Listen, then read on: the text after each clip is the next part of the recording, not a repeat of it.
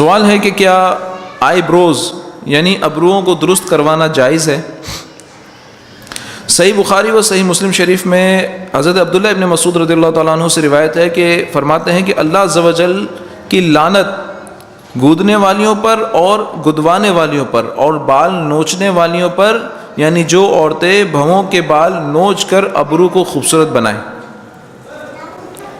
ایک عورت نے حضرت عبداللہ ابن مسعود رضی اللہ تعالی عنہ کے پاس حاضر ہو کر کہا، مجھے خبر ملی ہے کہ آپ فلاں فلاں قسم کی عورتوں پر لعنت کی ہے آپ نے۔ انہوں نے فرمایا، میں کیوں نہ لعنت کروں ان پر جن پر رسول اللہ صلی اللہ تعالی علیہ وسلم نے لعنت فرمائی، اور اس پر جو کتاب اللہ میں ملعون ہے۔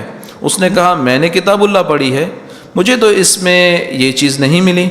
فرمایا، تو نے غور سے پڑھا ہوتا تو ضرور اس کو پایا ہوتا۔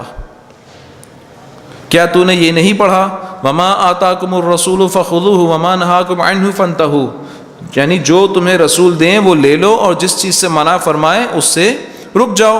اس عورت نے کہا، ہاں یہ تو پڑھا ہے۔ حضرت عبداللہ ابن مسعود رضی اللہ تعالیٰ عنہ نے فرمایا کہ حضور صلی اللہ تعالیٰ علیہ وسلم نے اس سے منع فرمایا ہے۔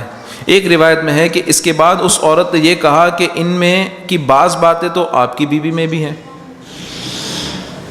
حضرت عبداللہ ابن مسعود رضی اللہ تعالیٰ عنہ نے فرمایا، اندر جا اور دیکھ۔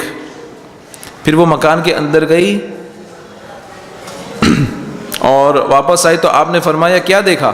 اس نے کہا، کچھ نہیں دیکھا۔ یعنی جو باتیں جو مورد الزام ٹھہرایا تھا اس عورت نے حضرت عبداللہ ابن مسعود رضی اللہ تعالیٰ عنہ کی زوجہ کو، وہ باتیں اس نے نہیں دیکھی۔